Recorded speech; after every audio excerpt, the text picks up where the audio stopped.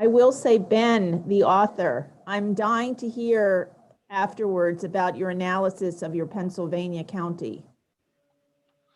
Yeah, we were just chatting about that before you got on. Hi, Cheryl. Hi, Ben. I just posted something on Facebook, which I don't use Facebook much, but it was generating a little discussion. So I just think that, I mean, it looks like Biden has got it, but it's shocking to consider that for me that Trump won almost 49% of the vote, and I think we need to think about how that happened. The base is, the people that I featured in my book, I was just saying earlier to David, they're still totally with him. He can do no wrong. And you remember his comment in the campaign, his famous comment that he could shoot somebody on Fifth Avenue. That's the way it is. I mean, he really could. And it's depressing that we're still so divided now. Right. And that many people in this country aren't appalled, sorry everybody, but aren't appalled by his racism and just. Well, it's that for me, that book was a listening exercise and eye-opening and good actually to get out of my Boston bubble. And it's a big country out there. It's a big country. It really is. Although I am glad that I live in this Boston bubble, to be honest. Right, Linda? Yeah, we love Boston. Come on. And right, it's like we needed it these past 4 years. Yeah. Maybe, unrealistically maybe, but we all validated each other. Yeah, but it's good to see and recognize that, Right. not everyone is thinking this way, right? And so it's how do you bring this conversation beyond, this division in terms of, we're all Americans, right? And this is about humanity. And this is about, all of our families and, to support and to lift up and say you're against, racism and doing the anti-racism work and really trying to break down the structural systems doesn't mean you have to give anything up, right? And so this is what Donald has done, right, is to make people feel. But this always happens, right? It's every generation, right? The immigrants are coming to take your jobs. Well, you know what? Yeah. We're not working the fields, okay? In terms of Florida, Americans are not getting up at 5 o'clock in the morning and, farming and tilling the land. It's not happening. And so it's like, oh, those folks are coming to take your work or take your place. And it's not giving up something. We're all in it together and it's moving. And so it's fascinating, really. So much to do. I want to really have this conversation. I know, but in another context, perhaps, or even at the board level, as a full board, as I think we look to just understand the library's role in society in next year and after January and going forward, because I think the challenge is to fully repudiate what is abhorrent behavior, but at the same time be a unifying force and an opportunity for discourse. But as John is now here, perhaps we'll move to our business meeting. No way. I like this conversation so much better. Well, nominating and governance work, I think, and development work is essential to facilitating end goals. I just, let me just say one thing. I just want the I just want the voices in this country to be kinder. That's it. This is, if the voice at the top just changes, I think a lot of things settle down. I don't think there was any mandate at all toward whether it's Democratic or Republican. I just think people said, you know what, I just need a change of the voice, and that's, and I'm not, I'm not backing Trump or I'm not political. I'm just saying that now we just need a change of a voice, you know, just kindness. I don't know. I'm that basic, I guess. Getting old, but to me, there's an opportunity now to maybe change this going forward in a really good way. That's all. I'm hoping, and David, I couldn't agree with you more. I think the library can really play an integral part in helping allow for discussion again and openness, and not use vulgar terms and not use angry terms and, you know, wishful thinking. But I think that's what our role is to do, is to kind of help educate people and educate people in the humanities. And what that means is being humane. So I just want it over with now. I'm sorry. You're the first people I've talked to since the election. So, hey. That's awesome, John. Okay, and we begin the agenda. Thank you. Sorry. You're the first guys I've gotten to talk to. That's great. All right. Anyhow. And we do have, this, as we move into the formal part, this is a public meeting. And That's we okay. do have 4 members in the Zoom attendee space who are with us so far today. So John, over to you and the agenda. Great. So what I want to do is, John, can we start out with a roll call of the members? yes, please do that. Thank you. I'm sorry, if you don't mind. Nope, we have to do that for every meeting. Thank you, Pam. I always forget that. Apologize. It's all right, it's all good. I'm just gonna list your last names just for sake of efficiency. Mr. Bradley, Here. Ms. Cronin, Here. Ms. Christina Fori, Here. Mr. Hyler, Here. Mr. Leonard. Here. Wonderful, we have a quorum. And we want to note also that Chairman Gallery is actually on the phone via Pamela's connection to the Zoom session. So he can hear us, and if unmuting, we'll be able to hear him, but you don't see him on the Zoom attendee or panelist list. But I believe he is still here, though not a formal member of this committee. Certainly, as the chair, can attend any trustee committee meeting at his discretion. Thanks, Okay. David. Hello, everybody. Hey, Bob. How are you? Very well. I enjoyed that conversation. Yeah, we've got a good group here, and I think one of the things about the governance committee and the things that we try to do on development is how do we continue to get a stronger and stronger governance so that we can do the things that David and the library wants to do, and then how do we help develop those plans to do that. So Pam, if you want to continue with the roll call, that'd be great.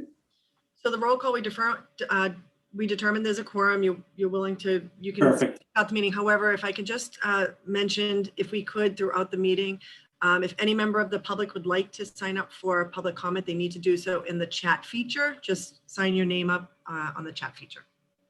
Great, great. If you could put the agenda back up, I'm having a challenge with my internet right now. Thank you. Great. Again, welcome everybody. I hope everybody's healthy and doing okay through this. And thank you for making the time to be at this meeting.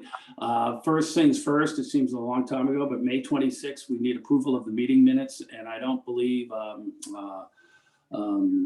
we've had anything really come up since then. So has anybody had any comments or changes to the meeting minutes from our May 26th meeting? No.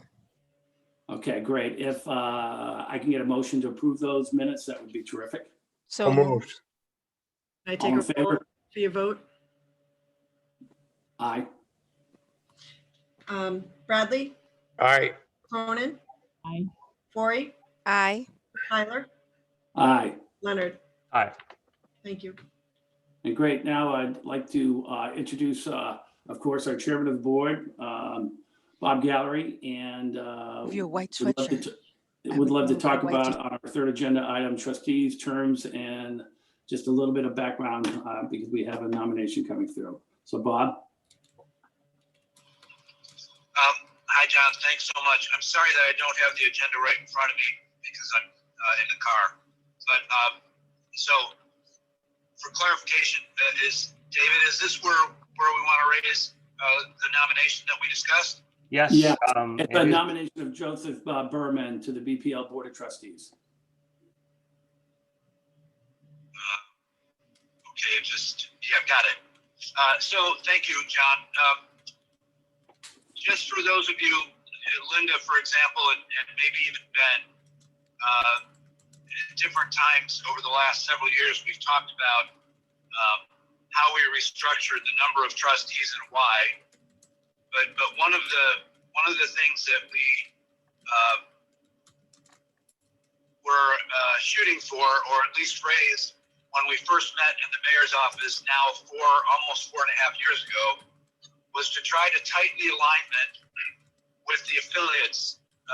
So obviously the foundation, Leventhal Map Center, and the associates of Boston Public Library. As you all know, we've entered into MOUs with each of those organizations. And one of the reasons that we expanded the number of trustees to 15 subsequent to introducing that topic 4.5 years ago was to invite each of the affiliates to have trustee board representation going forward. The conversations with those organizations have taken place at a different pace over these years. But as again, you'll remember, a year and a half ago now, we entered into our first MOU with the associates. We refreshed the MOU both with the foundation, now the fund, and with the Leventhal Map Center.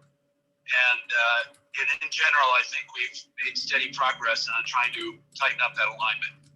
About 6 weeks ago or so, Peter Brown, who chairs the board of the associates, reached out to David and me and asked that he and Louisa Stevens, their executive director, might meet with us.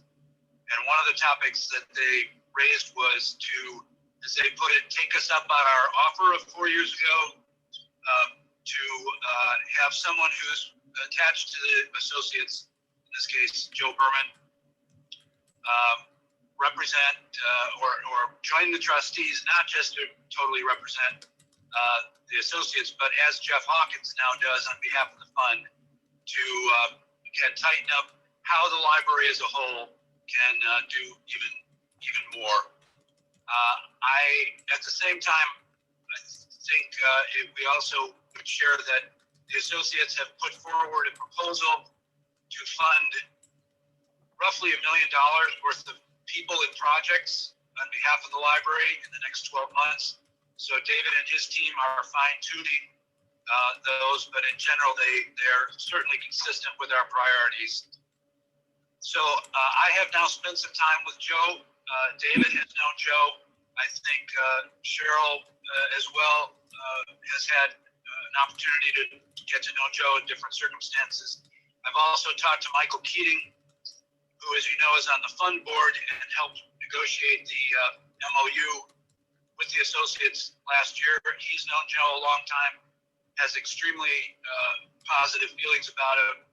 And based on my conversations, Joe's perspective will not be solely focused on the associates, but rather continuing this idea that we continue to tighten the alignment and be a representative of the interest of the library as a whole.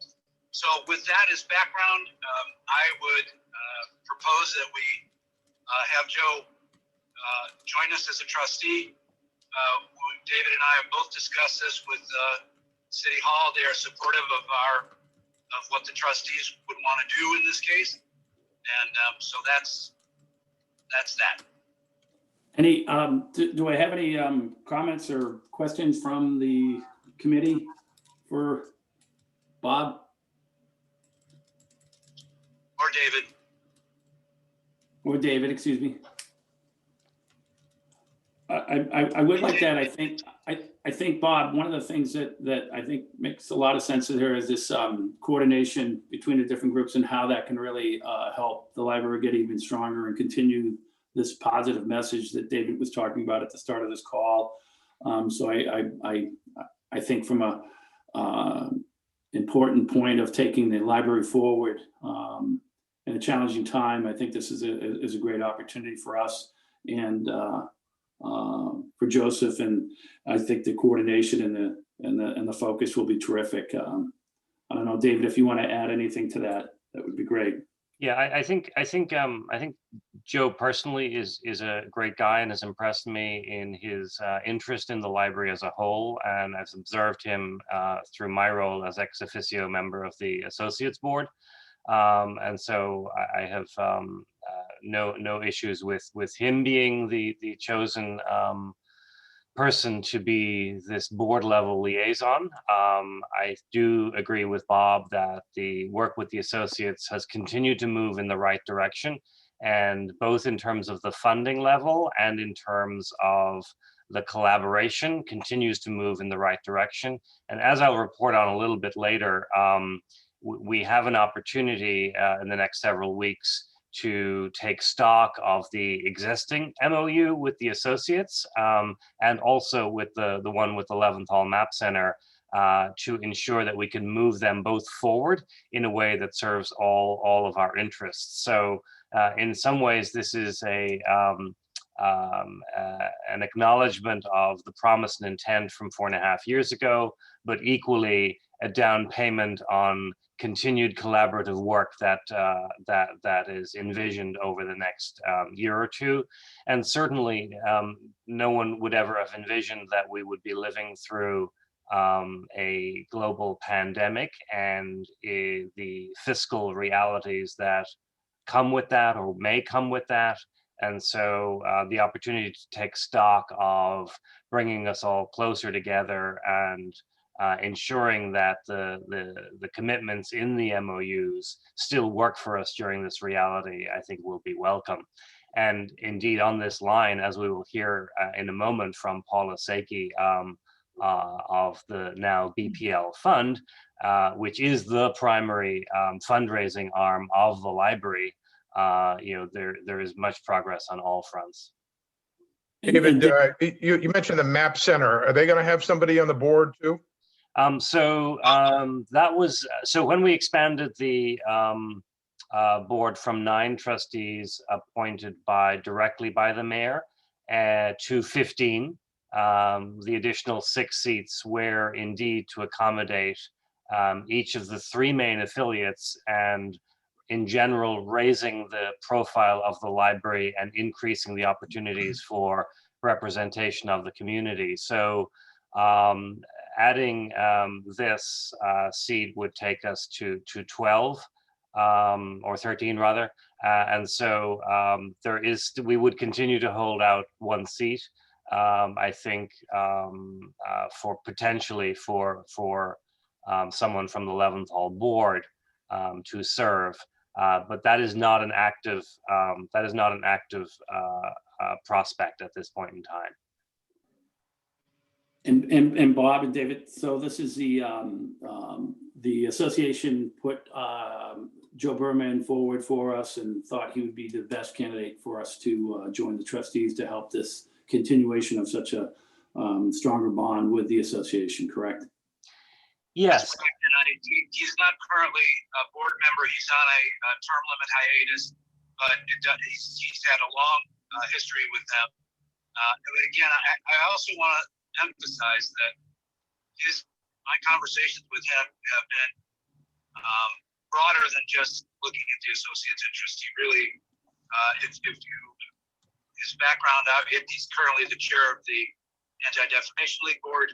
He is extremely committed to social justice and access and many of the other topics that Linda and Cheryl and all of you then were talking about earlier this morning. So I think his values are consistent with, I think, all of the values of our current trustee membership. I think would fit right in terms of our priorities. Fantastic. That sounds great. It sounds like a great addition to the board. Anybody have any other comments or anything they want to add from the committee? Well, if that's the case, I would love to. Now, Pam, we'll have to do a vote to take this to the full board. Procedurally, this Yes. committee would vote on the nomination, and Correct. because it's the mayor who technically appoints all of the members, this nomination would be forwarded to the mayor's office. Okay, great. Well, then, with that in mind, let us take a vote. Could I get a motion on approving, if there's no further discussion, motion on approving Joseph Berman to join the Boston Public Library Board of Trustees? So move. Good. Second? All in favor? Aye. Aye. Oh, the roll Oh, we call. have to do that. Yeah, sorry, Pam. That's all right. Go through it again. Bradley, Aye. Cronin, You're muted. Cheryl, Aye. thank you. Forey, Aye. Tyler, Aye. and Leonard. Aye. Thank you. Thank you all. Thank you. Thank you, Bob.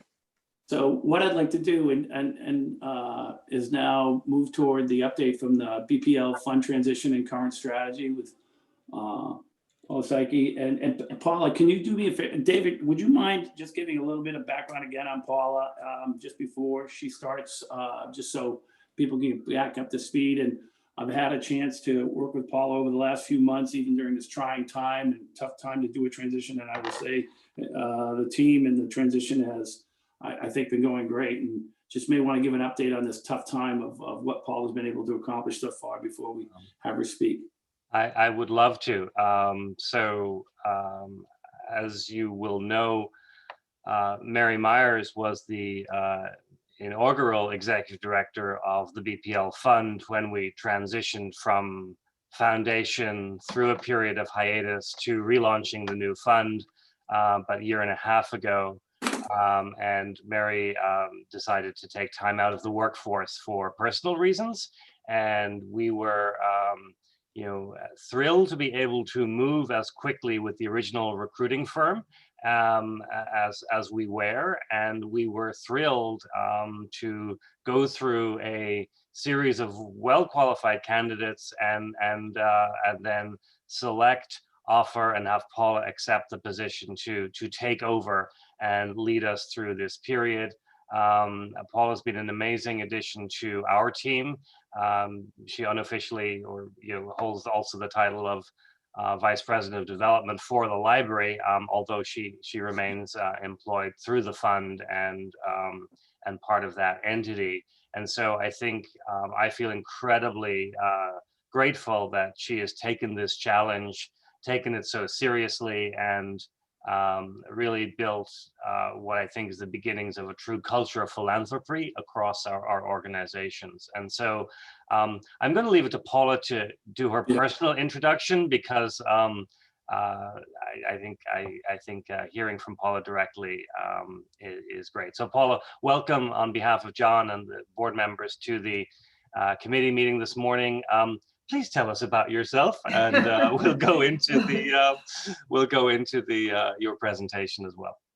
Great. Oh, thank you, everybody. I am absolutely honored to be in this role. And I have spent the past 30 years as a professional fundraiser, starting out in healthcare and then moving to higher education, where I've spent the last 25 years in a large public institution, UMass Amherst, for 18 of those, and then the last 6 at Wentworth Institute of Technology in Boston, running their fundraising operation and really growing it from a nascent program to a very robust fundraising operation, moving towards a $100 million comprehensive campaign. So it was a really exciting time. But I have to say that part of the joy in terms of working in higher education for me was really around the opportunity of access for students who otherwise might not have the ability to pursue a higher education degree. And for me, it was student here, student there, and the thought of coming to the Boston Public Library and really having that institution where access and opportunity are free and open to all, and the platform is so large in terms of impacting our communities and what private investment can do to really help elevate the resources and the programs of the Boston Public Library was just remarkable. So I'm just thrilled and honored to be here with all of you today. And I do have a love for the library since childhood, growing up in this area, but also I have a husband who's a librarian by training and was an academic librarian. And his dad ran the Cambridge, Mass. Public Libraries for over 20 years and was a true pioneer in terms of thinking about the branch systems and how we can really utilize the branches to interact with our communities in a really important way with resources. So I couldn't be feeling as if I'm in the right place at the right time, and pandemic aside. So I'm just delighted to be with all of you. And I kind of wanted to just take a moment to recognize my predecessors, you know, Mary being the most recent, who really spent the past year and a half reconnecting with funders, both new and those that have been involved with the iteration of the foundation or the fund in the past, and really thinking about the strong messaging and branding of the Boston Public Library Fund, and just really beginning that most important foundational work for me. And so I really want to give thanks to Mary in this forum, but also to thank you all and my board members of the Boston Public Library Fund, of which Bob is on one of them, for all your support and guidance along the way. And I take that very seriously. And I hope that you all will reach out at any point in time to share with me any advice and feedback you might have as we move this Boston Public Library Fund to Chapter 2. I think we could move the slide forward a little bit. Thank you. So we are in Chapter 2, pandemic aside. And if you wanted to continue to move forward, please, that would be great.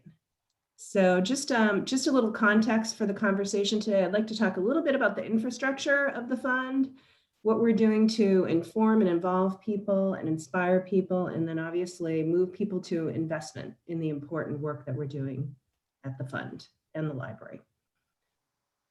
So since starting mid-June, I started on June 15th, and my work has primarily been focused on, you know, as I said, continuing that strong momentum and connectivity that Mary and the team that was in place provided, and really focused on broadening the team and creating specific depth in key functional areas, all about professionalizing the work we do. So I'm delighted to share that we have a team of 7 in place, 7 full-time, and we have a college intern working with us on the communication side. And primarily those functional areas that we've developed are really around finance and operations, corporate foundation relations, and communications. Individual giving was a part of the fund prior. Beth Barkley joined with Mary back in November. She's just coming up on a year, but and Angelina as well, but 4 of the staff members are new, and that's Teresa Meckel, our Director of Finance and Operation, Ben Wynn, Director of Corporate and Foundation Relations, Paula Dixon, our Communications Officer, and Anna Harris. So we've done a lot in terms of just building the team and hiring. So that was a lot of work initially. And it's a great team, really focused and excited about the work ahead. So they're all onboarding. We're all onboarding at the same time and learning, and just all very excited about the work ahead. So I'd like to talk a little bit about, as we begin to, some of the programmatic, okay, I'm on programmatic accomplishments. Okay, let me just see where I am here. Let me make sure I'm on the right side. Yes, okay, so. Some of you have probably seen some of the enhanced communications that have been coming from the fund, but one of the most important things that we've done recently is really think about developing a multi-channel annual giving program that's very broad-based, and that has launched. We started in September. It's a combination of mail appeals, utilization of our social media channels, as well as a lot of great collaboration with the Boston Public Library and their communications and marketing team. And to date, as part of that effort, we've acquired over 600 new donors as part of this appeal, which is really, really great. And we have an exciting matching challenge of $100,000. One of our donors was able to provide that to us. And it's been a great incentive for individuals to contribute when they know their gift is matched dollar for dollar up into that amount. So we're 55% of the way there. And what's really exciting is that with this annual appeal program in place, as we build the base, we can really move people up to those next levels of giving. But today we have exceeded what we raised all of last fiscal year in terms of unrestricted giving. So we're well over $500,000 in terms of that. And our goal is $1 million this year. We've also developed a leadership annual giving program called Patrons of the Courtyard. And that is a program which recognizes individuals who have given unrestricted to the fund at $2,500 and above. And it's a really nice opportunity for us to recognize these leadership annual donors and do some nice stewardship around that group to kind of keep them involved and engaged. And again, thinking about other ways that they might participate in the library and invest in the work that we're doing. Again, with our new employee, Teresa Meckel, full-time operations and finance, we've really been focused on developing policies, procedures, processes that will help provide infrastructure, continuity, and consistency in the work we do, which again only creates confidence in terms of our donor base that we can really execute on donor intent and do the good work. One of those policies I will talk about a little further on in this, which is our name giving policy that we'd like to have the BPLF board voted on that, and now we'd like to have it move through the BPL board. We're growing and expanding communications. As I said, we hired Paula Dixon as our new communications associate. We launched our new website, which is www.bplfund.org. It's a beautiful website, which really focuses on our messaging and branding. And we're seeing a lot of connectivity with that website in terms of people coming and through the various communication channels. So it's exciting. We have a great newsletter that goes out monthly. And again, the ability to work very collaboratively with the Boston Public Library marketing and communications team has been exciting, and we'll continue to do that, which is wonderful. We've established a planned giving program. This is going to be very important in terms of raising significant support for the Boston Library Fund and the Boston Public Library. We're starting out focusing on bequests. So those individuals who may consider or have, I'm sure there's many out there that have considered leaving the Boston Public Library or the fund in their estate plans. So we want to make it really easy for them. We want to really understand their intent while they're with us and work with them to potentially consider current giving as they think about their future giving. And as part of that, we have launched a very robust website, which is a microsite on the bplfund.org site. And that's giftplanning.bplfund.org. And it talks very specifically about some of the incentives and tax implications of these types of gift vehicles. So we're excited about that. As part of that, we've created a recognition society. You see these in many institutions where they recognize and honor those that have left the organization or institution in their estate plan. So that's called the 1848 Society. And we are doing a pretty significant mailing this month, which talks about the launch of this society and also provides people with information on what it means to make a bequest and how easy it is, and have you thought about it, and please let us know. So that's an exciting piece as well. So there's many opportunities there for individuals to take part and make gifts that they probably never thought they could make and support the institution. And as part of all that great work, when you think about fundraising and the pyramid, all of this really helps us move people up to higher levels of giving. So we've had some nice success with individuals, foundations, and industry making some nice restricted gifts to support some of the key strategic priorities of the library. And as part of that, building out a responsive corporate and foundation giving program. I think that's really important in terms of thinking about how industry can engage, not only from an employee engagement point of view with the work of the library, but also what are the sponsorship opportunities, programmatic opportunities that they can support that might align with their interests. Particularly, foundations have those pretty mapped out, but there's a lot in terms of industry that we can do and grow.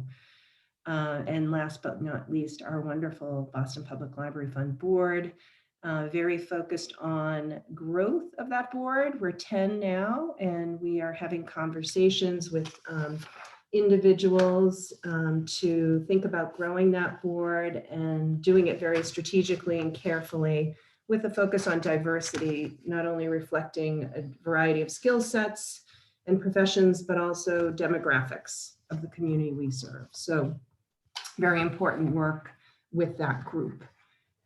And they're very enthusiastic and supportive. I couldn't be more excited about the work with the board. So next slide, please. So talking a little bit about the areas of focus, that we are committed to this year in terms of fundraising. It's really around three critical areas. One is youth engagement. The other is workforce programming and development, really with a focus on equity. And so we've had some pretty good success in terms of that work, and we're continuing to submit proposals and talk to individuals and industry about supporting that work. But here's a few examples here. Some of them are focused on our homework assistance program, which we've really doubled down on this year. It's a wonderful, wonderful program that we hire 55 Boston Public Schools students who are essentially running that program, focused on the branch, activating, even on Zoom, focusing on activating that kind of continuity in the branches with both mentors in the branches, in their neighborhoods, as well as the librarians helping out. And we've raised over $150,000 for that program, which is really great. And we want to continue to do that. I think it's an essential and critical resource as we move ahead, with the complications in terms of families learning. I know they're zoomed out, but I do think there's a lot of uptick in that program right now. The other nice support has been around, extension of our Wi-Fi lending program and support from industry to purchase more Wi-Fi hotspots, which has been obviously very important as we've seen this pandemic kind of shine a bright light on the inequities in our own backyard. So we have a lot we can do in that area, as well as my first gift was really around extension of the Wi-Fi outside of some of our branches. This was back in the summer, obviously, and I think it was important that we provided that kind of stability for those communities. People were coming and accessing the internet outside of the branches and so on, and that was made public and promoted that this is a place where you can get some reliable internet. So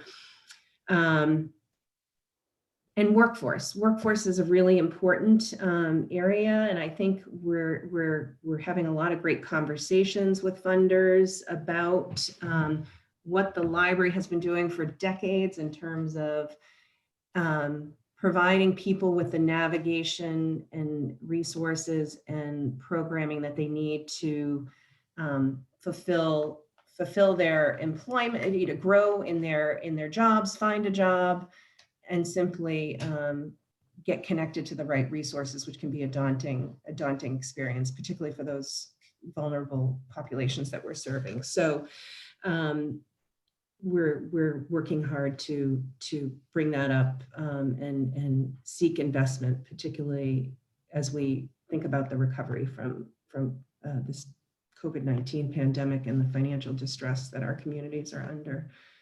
So next slide, please. Hey, Paula, before you jump, yes.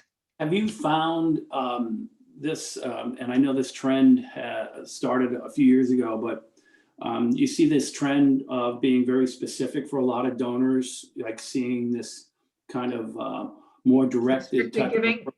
like the workforce or the internet or the education programs. Do you see that the trend staying? Yes, I think as you move people up and you have conversations, so for example, one of those gifts, the 100,000, was from a fund that had given last year, but this year, unrestricted, but this year really wanted to align more closely with the priorities of the fund. So yeah, when you have those conversations, they do at the larger major gift level, they tend to be much more restricted and focused, which is great because we want to be able to think about how do we steward those gifts? How do we share the impact of those programs with donors? And so we're working very closely with our colleagues in the library to, create gift agreements around these gifts and really clearly state donor intent and work together on those programs and the outcomes of those programs and share that more broadly so people can understand the important work that the library is doing and the impact, because I think we're free and open to all. But there is a price to that. And I think librarians, and particularly my colleagues, they're incredibly passionate and dedicated in the library, but thinking about what that impact is exciting for them. So we're really kind of working and thinking about what do we do to outline that and understand that better, whether it's surveys and different types of vehicles to do that. But yes, restricted giving will always will be important as at the higher levels. Thank you. I think what we see here, and this is the first time certainly in my 11 years now at the library, what I've seen, and it was certainly one of the goals as we were looking for the right candidate both times now to lead the institution, is an alignment of base infrastructure, base programs that can address not just capacity grants or major individual gifts or occasional corporate sponsorship, which we've had peaks of great activity in over the decades. But here we have an annual giving program, an estate planning program, the Patrons of the Courtyard program, and the 1848 Society, which is the planned giving. But I mean, it's really starting to feel like the skeleton of a mature fundraising organization. All of the pieces are present. I think in each of those areas, the planned giving one is the newest, so not there, but in each of the other areas, there's really good adoption and really positive early signals that people are responding. I think Bob and others have said about just reinvigorating this enterprise has been, well, no one ever asked me. Well, now we're asking in all of the right ways and in all of the appropriate channels. And so that's really encouraging to see, particularly during this time where there is so much challenge. But the message of the library being central to survival and then recovery, I think means that we can continue to build this foundation here. Yeah, that's really important. Those are great thoughts, and we are still in startup mode, which is interesting when you consider the history and the age of the library and the depth of the institution. But we are, as David just mentioned, moving away from that capacity building support that we received, which was so important. And we're grateful to those organizations that help provide that support. But we are moving towards sustainability. And, we want to work very collaboratively with the board to help continue that growth. And a couple of things that I think will be important as we move forward is to just remain connected, and the communications are very good in terms of, we have 2 board members on the Boston Public Library Fund board that sit on the BPL board, which I think is really great in terms of maintaining that continuity and communication and transparency. And also, there will be times when we do have policies and opportunities to connect around specific gifts that may potentially have consequences that we want to review at a higher level, or just different aspects of that. So one of the first things that we did as a Boston Public Library Fund board was to really adopt several policies that are going to help us in terms of consistency and continuity in our work. And one of them that will need to go up, I think, to the BPL board is our named giving policy. And I know people have that document. And I just wanted to share a little bit about the importance of that document. It's pretty long, but it's based in best practice, obviously, and provides us, as we are growing, with an important opportunity to clarify the conditions of naming opportunities within the library, not only physical space, but also naming of endowment levels. And I think that's an area that we really want to move into, because there's tremendous opportunity for those that would like to have those opportunities for recognition. So this policy will help us ensure that gifts with naming rights are managed in a consistent and transparent way and according to our established guidelines. And it will allow us to provide donors with equitable, consistent, and appropriate recognition and stewardship for their generous support, leading to lasting and mutual beneficial relationships with the BPLF and the BPL. There is some past history with naming, you'll go through and you'll see some of the rooms that have been named within, particularly I'm talking about the Copley branch, but we'd love to extend this out to the branches as well. But in the Copley branch, you'll see the Margaret Ray room, and there's been a variety of levels over years. Some have been named without obviously philanthropic investment attached to it. But this is a way to think about how we can combine philanthropic investment with naming opportunities. So it outlines the type of gifts that may carry naming rights and the minimum gift amount required, and with some specific naming gift levels related to endowment. And we have conducted an audit of the physical space within the Copley branch and are working on a schedule of those physical naming opportunities, like study rooms, reading room tables, lobby, foyer, all of that, to really come up with some levels, some baseline levels, which is pretty typical. You'll see that in many public libraries.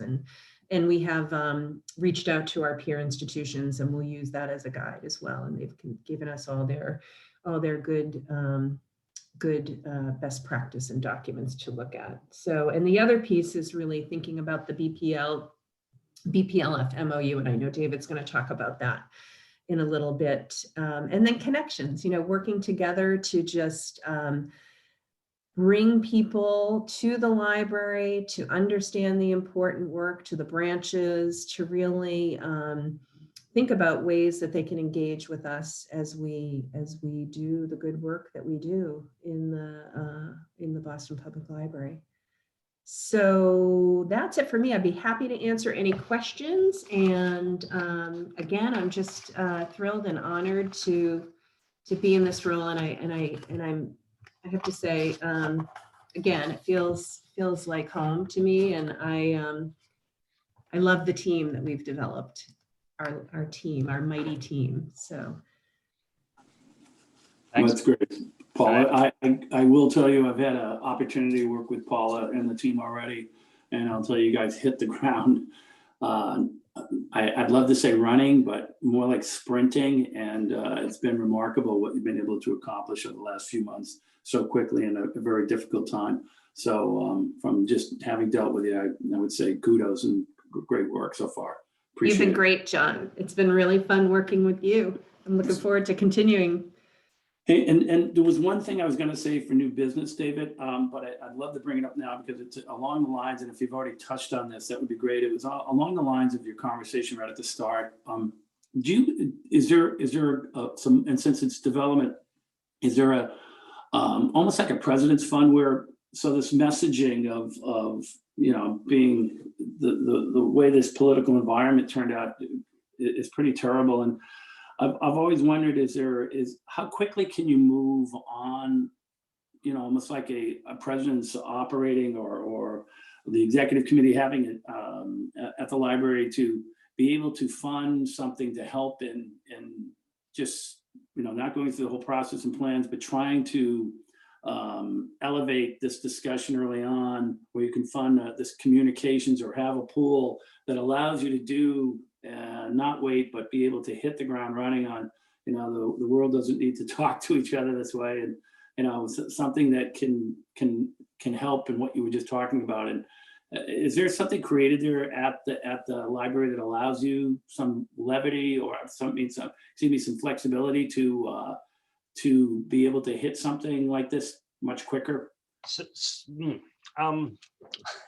That's a loaded, and I think there are multiple parts to that question. There is. I agree. And I think when we have a clear path and a clear goal, we can move quickly at lower levels of funding. But as a public institution, even when we're using, trustee money rather than city funds, even if we're drawing from private funds raised by the BPL fund, there are rules and regulations around large spends, which we certainly would not want to run foul of. But so that's the technical question. Yep, I understand that part. Yeah. The goal part of this is really more, what should the library be doing right now? And I think you can think about the current appetite for picking up the issues of racial equity that are not new, but some people discovered fairly recently, and certainly there's an appetite for perhaps addressing them, and that hopefully that's in a sustained manner. I do think the need for civics education, for civic discourse, and just for information and education more broadly on matters of the day is an area where the library's role is right on point, and where I think we would like to move more agilely. And I would a specific fund that was dedicated to that purpose help us move more quickly? Absolutely. But I think it's about defining what do we want to stand up, and this is a marathon exercise, not a sprint exercise, although starting out of the gate, unless you have something specific in mind. So what I was thinking, when I was growing up, and I think most of us on this call, you got excited about watching a debate. Your teachers told you to watch debates. Your teachers wanted you to understand the political system, have dialogue and communications. And this was an election where you didn't want children to watch it. It was like watching a horrible train wreck. And sometimes I think there's an opportunity in a quicker manner to maybe get out there in front of young people in the libraries and branches. And is there a way to move a little quicker to say, look, we don't have to communicate this way. This is not the way you should. This is a hell of a tough lesson for young people right now to learn. And I'd love to have some type of, coming from the library, some type of opportunity to say, this doesn't have to be this way. And that's all. And if there was some flexibility, whether it's the communications, whether it's just having some kind of budget where you could just move a little quicker instead of trying to say, okay, this is the program, this is the civics education. I agree with the marathon, but sometimes you're caught in a moment, and is there a way for you to help, in making that moment a little bit more a teaching moment or a learning moment? That's all. And whether you have that flexibility. Yeah, I mean, I'm happy to think about that more quickly and more aggressively. And I agree. I would like to be able to do more. The other side of this coin, of course, I think is, even when we stand up programs really quickly, getting the word out and actually having a even stronger marketing and communications plan than we do. I think this is an area where Lisa wants to see us grow our chief communications officer, and and indeed Paula has already spotted this as an area where we're simply not agile enough. And it's particularly come to light during COVID because our branches are not open. So we're even losing that in-person access to, oh, you have this program coming up next week? I'd love to go to that. That part of it is not happening. And while the online communications is really strong and really good, you have to break through the noise right now, and breaking through the noise is both part of the problem you describe and it's part of the reality. So I think I would like to explore, what's the quick intervention we could do, and the second side of the coin is, and how do we get the word out about that quickly? Okay, I don't know if anybody on the committee has anything they want to add. I just was thinking about this, and so it's, I appreciate you taking the time, but if anybody wanted to add, please feel free. Well, with that in mind, David, I think, yeah, if you could look into something like that, that would be a terrific thing.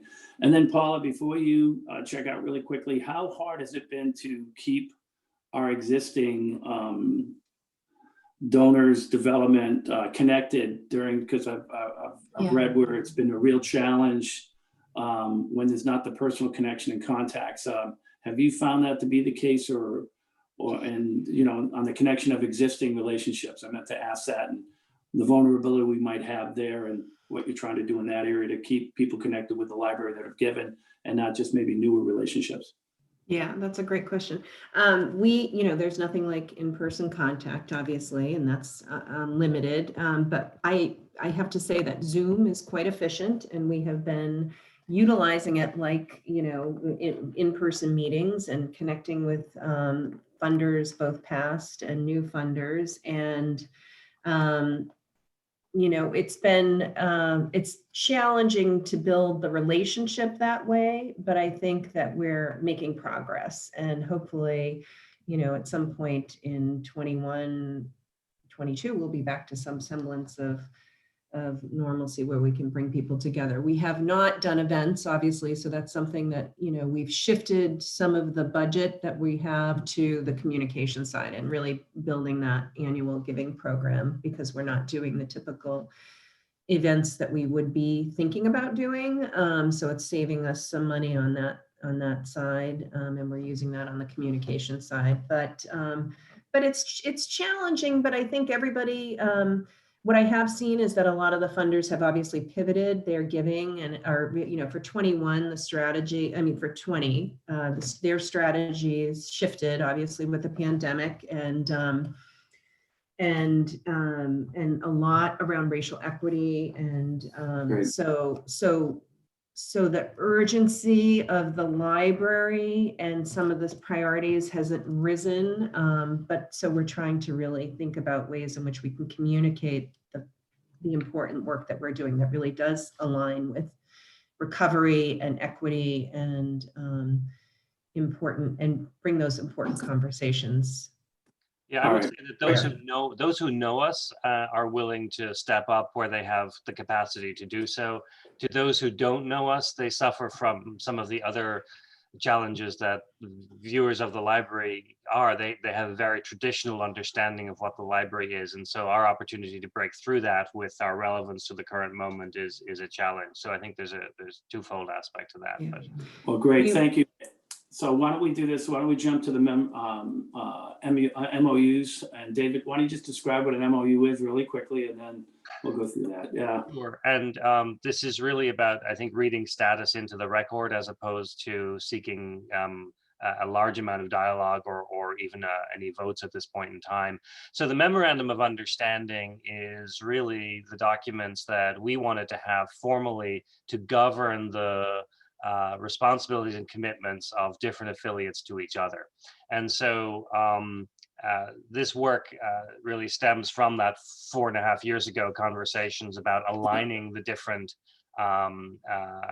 affiliates, and also clarifying what we're trying to achieve together. And so, but we also felt, and City Hall agrees, that formalizing some aspects of the relationship between the library as its own 501c3 entity governed by the trustees and the city of Boston itself would be helpful. And so the slate of MOUs includes the following: an MOU between the library and the city, one between the library and the fund, one between the library and the associates, and one between the library and the Leventhal Map and Education Center. Now we do this in our partnership world pretty as a pretty standard means of doing business when a formal contract is not the right vehicle to use. And so the ones between the library and the city and the library and the fund are pretty much at a final draft stage. And we want to push those across the finish line. We would bring them back to it's probably to this committee for a final review before enacting them. And then the associates one was a 1-year MOU renewed for a 2nd year. And we have a planning commitment from both entities, which Paula will be involved in, because the other key role in all of this is that the fund needs to inhabit the role of primary fundraising organization for the library, even if there are other independent affiliates doing some of that work, because all of these have to be consistent with each other, or we'll be back to where we were 6-7 years ago, or even 10 years ago, where it was more like the Wild West. We will be looking in more detail at expanding the MOU with the associates. And as I mentioned at the top of the meeting, the MOU with the 11th Hall Map Center, which is a 5-year agreement, renewable automatically for another 5 years. We've now lived with that for 2 years. It was a vast improvement over the preceding 10-year agreement, but there are some aspects that I think we want to look at. And some of this was held a little bit because we wanted the transition from Mary to Paula to be complete, so that the leader of the fund organization could have input into this process, so that not only is there consistency, but there's a consistency upon all these agreements that that works. A key aspect of this consistency and alignment is supporting integrated fundraising goals, even if people have their own swim lanes or target groups that they work with. So I just wanted to review that and point to the draft naming policy that the fund has put forward to us. There are certain naming obligations that reside with the trustees. And so even though the fund board has approved this naming policy, there are aspects of that that require board sign off in consultation with City Hall. So we wanted to basically socialize the current document with this committee, and we can take comments offline and come back at our next meeting to approve that. Great, thank you. Well, we moved to new business. There's nothing on the agenda here. I don't know if anybody wants to add. And with that, Pam, do we have to now move into public comment? Is that the right move?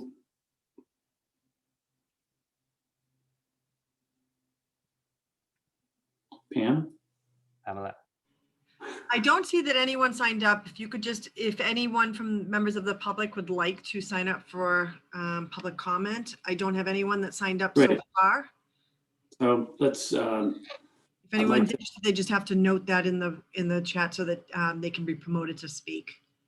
All right, great.